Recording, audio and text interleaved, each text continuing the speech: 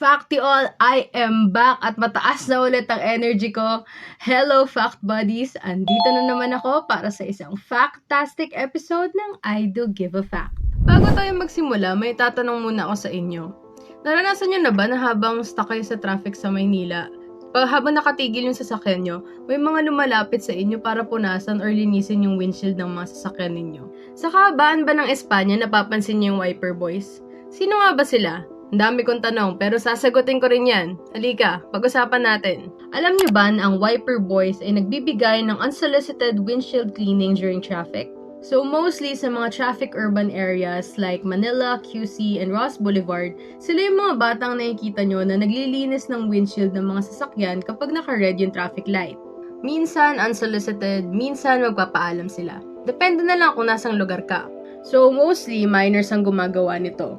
And isa to sa hanap buhay nila since ang usual practice nito ay magbibigay ng tip yung drivers. Usually mga barya-barya. Alam niyo rin ba na wala pang 100 ang puhunan nila? So yung wiper or yung squeegee, yung pamunas nila ng windshield, kadalasan nasa halagang 85 pesos lang siya. Tapos yung sabon naman na ginagamit nila, sariling mix na lang daw nila yon. Sabi nila dishwashing liquid daw.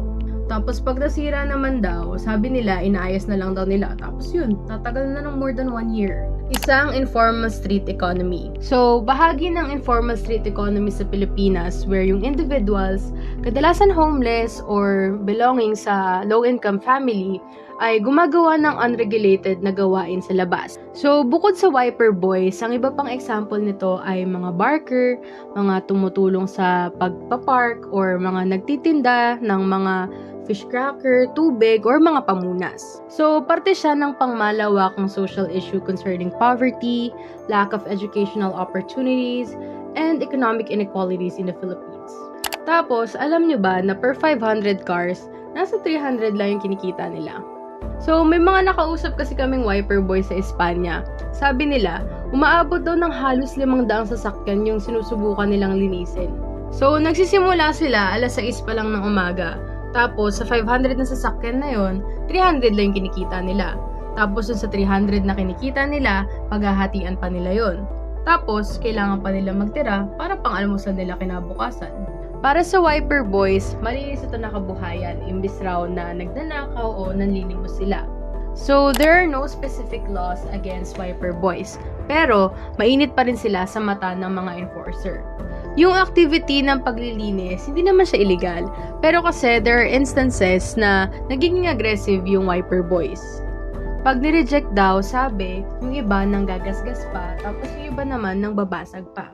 Pero, meron din naman mga nagpapaalam muna bago maglinis. Either way, pwede kasi siyang i-consider na endangering child welfare considering na ang karamihan sa wiper boys or karamihan sa mga naglilinis ay minors. So, kapag inaprehend yung mga bata, ang bagsak nila sa DSWD at hindi sa kulungan. So, ayan lang ang baon kong facts for today at sana nga mapaisip pa tayo sa kung ano pa nga ba ang nuances sa informal street economy. Sila nga ba ang panggulo o sila ba ang biktima ng pangmalawakang social and economic inequality? Something to ponder about, fact buddies. Ayun lang ang akin for today.